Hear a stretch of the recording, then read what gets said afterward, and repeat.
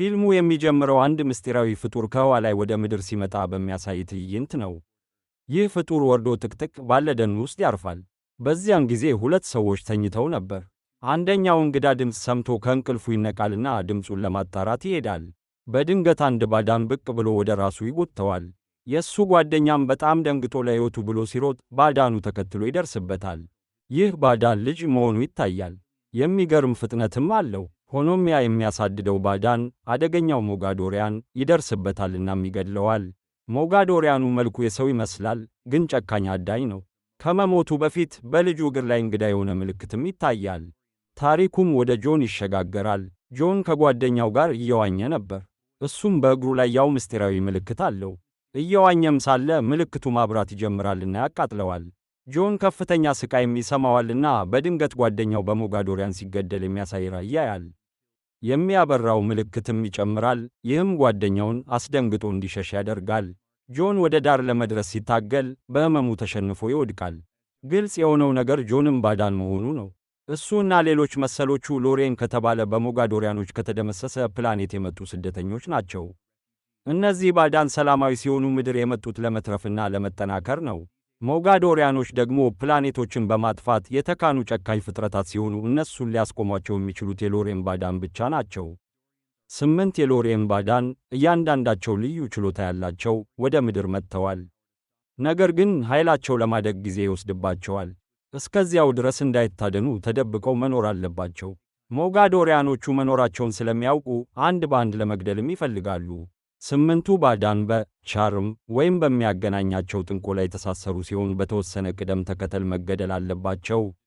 አንዱ ሲሞት ሌሎቹ በእግራቸው ላይ ያለው ምልክት ይቃጠላል። ይህም የእነሱ ተራ መሆኑን ያሳያል። እስካሁን 3ቱ ተገድለዋል እና አሁን የጆን ተራ ነው። እሱ አራተኛው ነውና የጆን ጠባቂው ሄንሪ እሱን የመጠበቅ ኃላፊነትም አለበት። ሞጋዶሪያኖቹ እየቀረቡ እንደሆነ ስለሚያውቅ አሁን ካሉበት ቦታ ለመልቀቅም ይዘጋጃል። እንዳይታወቁ በተደጋጋሚ ቦታም ይቀያይራሉ። ግን ጆን ያለማቋረጥ በመንቀሳቀሳቸውና ከአዳዲስ ቦታዎች ጋር መላመድ ሰልችቶታል። ቢሆንም አዲስ ከተማ ይሄዳሉ። ጆን እንዳይታወቅ አዲስ ማንነትም ይይዛል። አንድ እንግዳ እንሽላሊትም ይከታተላቸዋል። በኋላም ወደ ውሻ ተለውጦ ወደ አዲሱ ቤቱ ይከተለዋል። ሁሉንም ነገር በጸጥታም ይመለከታል። በጆን የድሮ ቤት ደግሞ ቁጥር 6 የሆነች ሌላ ባዳን ትመጣለችና የጆን ዱካ እንዳይቀር ቤቱን ታቃጥለዋለች። ይህ በእንዲህ እንዳለ ጆን ኮሌጅ መማር ይጀምራል። የተለመደ ሕይወት ለመኖርና ትኩረት ላለመሳብም እየሞከረ ነበር። ኮሌጅ ውስጥ ሳራ የምትባል ልጅም ያገኛል። እሷም በፍጥነት ለእሱ አስፈላጊ ትሆናለች። ሆኖም ሁሉም ሰው አይቀበለውም። የሳራ የቀድሞ ፍቅረኛ የሆነው ማርክ ጄምስ አይወደውም። ይህም ወደ ትልቅ ክርክር ያመራል። ጆን ከአዲሱ አካባቢው ጋር እየተላመደ ሳለ ሞጋዶሪያኖቹ የድሮ ቤቱን ሲፈትሹ ምንም አያገኙም። ምክንያቱም ጆን ቀድሞውኑ ተንቀሳቅሷል። በአዲሲቷ ከተማ ጆን ችሎታዎቹ እያደጉና እየጠነከሩ እንደሆኑም ይገነዘባል። ሆኖም በችሎታዎቹ ላይ ቁጥጥር ማጣቱ አንዳንድ ችግሮችን ይፈጥርበታል። ጠባቂው ሄንሪ መረጋጋት እንዲችልም ይረዳዋልና የጆንን እውነተኛ ማንነትም ይገልጽለታል። በዚህ ሂደት ውስጥ ሳራ ጆንን ለራት ወደ ቤቷ ትጋብዘዋለች። እዚያም ቤተሰቧን ያገኛል። የራሱ ቤተሰብ የሌለው ጆን ከእነሱ ጋር የመሆን ስሜት ይሰማዋል። ይህም መንፈሱን ያስደስተዋል። ይህ በእንዲህ እንዳለ ሄንሪ ስለ ከተማዋ መረጃ ይሰበስባልና የባዕዳን አዳኝ ስለሆነ አንድ የአካባቢው ሳይንቲስት ይማራል። የሚገርመው ነገር የሳይንቲስቱ ልጅ ሳም የጆን ጓደኛ ነበር። ይህም ከአዲሱ ሕይወቱ ጋር ይበልጥ እንዲተሳሰር ያደርገዋል። ሄንሪ ፍለጋውን ሲቀጥል አስፈላጊ መረጃዎችን ያገኛልና ወደ አንድ የተተወ ፋብሪካ ያመራል። በፋብሪካው ምድር ቤት ውስጥ ባዕዳን የተዉትን ምልክቶች ያገኛል። ይህም መኖራቸውንና ታሪካቸውን ይጠቁማል። ታሪኩ የሚቀጥለው ሄንሪ ቁጥር 3 የሆነው ባዕዳን አካባቢው ደርሶ ሊሆን ይችላል ብሎ ሲጠራጠር ነው። ነገር ግን ሞጋዶሪያኖቹ ቀድመው እንደገደሉትም ይገነዘባል። በፍለጋው ወቅት ሄንሪ ሰማያዊ ቀለም የሚያበራ እንግዳ ድንጋይም ያገኛል። በጣምም ይገርመዋል። ወደ ቤት ወስዶ በቅርበትም ይመረምረዋል። ተራ ድንጋይ እንዳልሆነም ይገነዘባል። ነገር ግን ሁሉንም ፕላኔቶች የሚያገናኝ ልዩ ካርታ እንደሆነም ይረዳል። ይህ በእንዲህ እንዳለ ጆን ከሳራ ጋር ፓርክ ውስጥ ጊዜ ያሳልፋል። ነገር ግን ማርክ ከኮሌጅ ከጓደኞቹ ጋር ሲደርስ ሰላማቸው ይበጠበጣል። ጆንም ያጠቁታል። ጆን ራሱን ለመከላከል ኃይሎቹን እንዲጠቀምም ይገደዳል። ትግሉ ሲካሄድ ጆን ሳራን ለመከላከል ሲሞክር ቁጥጥር ያጣል። በዚህም ችሎታውን ያሳያል። የባዕዳን አዳኝ የሳይንቲስቱ ልጅ ሳምም ይህን ይመለከታልና ስሜታዊ ይሆናል። ሳም አባቱ ሕይወቱን በሙሉ ባዳንን ሲፈልግ ማንም እንዳላመነው ይነግረዋል። ሳም አባቱ ትክክል እንደነበርና ባዳን እውን እንደሆኑም ይናገራል። ሆኖም ጆን ምስጢሩን እንዲጠብቅ ያስጠነቅቀዋል። እውነቱ ከወጣ በምድር ላይ ያሉ ሁሉም ባዳን ከፍተኛ አደጋ ላይ እንደሚወድቁም ይነግረዋል። ሳምም ይስማማል። በማግስቱ ፖሊስ፣ እሱም የማርክ አባት እንደሆነ የሚታወቀው፣ ወደ ጆን ቤት ይመጣል። ባለፈው ሌሊት በሆነው ፍልሚያ በጣምም ተናድዷል። ጆንን ከልጁ እንዲርቅም ያስጠነቅቀዋል። ኦፊሰሩ ከሄደ በኋላ ሄንሪ ጆንን ይቆጣዋል። አላስፈላጊ አደጋ በመድረሱም ተበሳጭቷል። ሄንሪ ወደ ሌላ ከተማ ለመሄድ ያስባል፣ ነገር ግን አዲስ ችግሮች ይፈጠራሉ። ኦንላይን ላይ አንድ የቫይራል ቪዲዮ ይወጣል። እሱም ጆን ሲዋኝና እግሩ ሲያበራ የሚያሳይ ምስል ነበር። ይህ ምስል በማኅበራዊ ሚዲያ ላይ በፍጥነት ይሰራጫልና ሄንሪ ሞጋዶሪያኖቹ ቦታቸውን ለማወቅ ጊዜ እንደማይወስድባቸው ይገነዘባል። ወዲያውኑ መሄድ እንዳለባቸውም ያሳስባል፣ ግን ጆን እምቢ ይላል። ከአሁን በኋላ መሸሽ እንደማይፈልግም ይናገራል። ሳራን ትቶ መሄድም አይፈልግምና የሚመጣውን ችግር ለመጋፈጥም ይወስናል። በዚህ ጊዜ ቁጥር 6 የሆነችው ባዳን የቫይራል ቪዲዮውን አይታ የጆንን ቦታ ትደርስበታለች። ጆን ውሳኔውን በሚያብሰለስልበት ጊዜ አሳዛኝ የስልክ ጥሪ ይደርሰዋል። ሄንሪ በአንድ ባዳን መያዙ። እሱን ለማዳን ጆን ከሳም ጋር ወደ ተባለው ቦታም ይሄዳል። ከመግባታቸው በፊት ጆን ሁኔታውን ለመገምገም የኤክስሬ እይታውን ይጠቀማል። ከዛም አብረው ይገቡና ጆን ጠባቂውን ያገኛል። ጆን እና ቡድኑ ለመሄድ ሲዘጋጁ ሞጋዶሪያኖቹ ደርሰው ከባድ ጥቃት ይፈጽማሉ።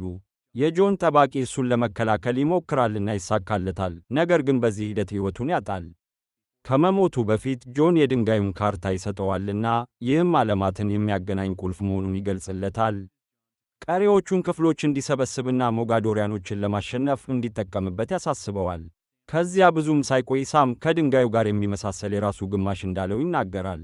ይህም ወደ ቤታቸው እንዲሄዱ ያደርጋቸዋል። ይህ በእንዲህ እንዳለ ፖሊስ ጆንን ለማደን ከፍተኛ ጥንቃቄ እያደረገ ነው። በቀል አሳዳጅ በሆነ ኦፊሰር በብዙ ወንጀሎች በሐሰት ተከሷል። ኦፊሰሩ ሳራን ከጆን እንድትርቅም ያስጠነቅቃታል፣ እሱ አደገኛ ወንጀለኛ እንደሆነም ይነግራታል። በሳራ አእምሮ ውስጥ ጥርጣሬ ይፈጠራል፣ ግን ጆንን ለመጋፈጥ ትወስናለች። ከጆን ጋር በሕንፃ ጣሪያ ላይ ትገናኛለች። እውነቱን ከማስረዳቱ በፊትም ፖሊስ ይደርሳል። በችኮላ ሲያመልጡ ሳራ ከጣሪያው ላይ ትወድቃለች። ጆንም የባዕዳን ኃይሎቹን ተጠቅሞ በጊዜ ያድናታል፣ ይህም እሷ በእሱ እንድታምን ያደርጋታል። ሁለቱም ይሸሻሉ፣ ግን ፖሊስ ሁሉንም መውጫዎች ይዘጋባቸዋል። ጆን ለማምለጥ ችሎታውን ይጠቀማል፣ ሳራንም ይዞ ይሄዳል። ሲያመልጡ ማርክ ይመለከታቸዋልና ለአባቱ ያሳውቃል። ማርክና አባቱም ጆንና ሳራን ያሳድዳሉ። ነገር ግን ሞጋዶሪያኖቹ ሲመጡ ማሳደዳቸው ይቋረጣል። ሞጋዶሪያኖቹ የፖሊስ ኦፊሰሩን በቦታው ይገድሉታልና ማርክን ይዘው ይሄዳሉ። ጆንን ለማጥመድ እንደ ማጥመጃም ይጠቀሙበታል። ጆን እና ሳራ በመጨረሻ ትምህርት ቤታቸው ውስጥ ደህና ቦታ ያገኛሉ። ግን ይህ ለረዥም ጊዜ አይቆይም። ሞጋዶሪያኖቹ ተከታትለዋቸው ትምህርት ቤቱን ይከባሉ፣ ለመጨረሻው ፍልሚያም ይዘጋጃሉ። ሆኖም ጆን በሳም አስቀድሞ ማስጠንቀቂያ ስለደረሰው እየጠበቃቸው ነበር፣ ለውጊያም ዝግጁ ነበር። ሁኔታው እየከፋ ሲሄድ አንድ ፍንዳታ ትምህርት ቤቱን ያናውጣል። ቁጥር 6 የሆነችው ባዳን ድንቅ መግቢያም ታደርጋለች። እሷም ከጆን ፕላኔት የመጣች ናትና ሙሉ በሙሉ የዳበሩ ኃይሎች አሏት፣ ይህም ታላቅ አጋር እንድትሆን ያደርጋታል። ገና ሙሉ በሙሉ ያልዳበሩትን የጆንን ችሎታዎች እየጠበቀች ወዲያውኑ ከሞጋዶሪያኖች ጋር ትዋጋለች። ሞጋዶሪያኖቹ መሬት እያጡ ሲሄዱ የሁኔታውን አቅጣጫ ለመቀየር በከፍተኛ ጥረት አንድ ትልቅ አደገኛ ባዳን ይለቃሉ። ታሪኩ ከፍተኛ ደረጃ ላይ የሚደርሰው ይህ አደገኛ ባዳን ጆንን ኢላማ ሲያደርግ ነው። አደጋውን የተረዳው የጆን ውሻ ወደ አስፈሪ ፍጡር ይለወጣል። ይህም እውነተኛ ዓላማውን ይገልጣል፣ ጆንን መከላከል። ውሻውና ባዳኑ ከፍተኛ ፍልሚያ ያደርጋሉ። ባዳኑ የጆንን ሕይወት ለማጥፋት ሳይታክቱ ያሳድዱታል። ጆን ፍጡሩን ለመዋጋት የሚያስበውን እያንዳንዱን ዘዴ ቢጠቀምም ጥረቱ ሳይሳካ ሲቀር ውሻው ገብቶ የሞጋዶሪያኑን ፍጡር በብርቱ ይጋፈጣል። ይህ በእንዲህ እንዳለ ቁጥር 6 ከሞጋዶሪያኖች ጋር እየታገለች ነበር።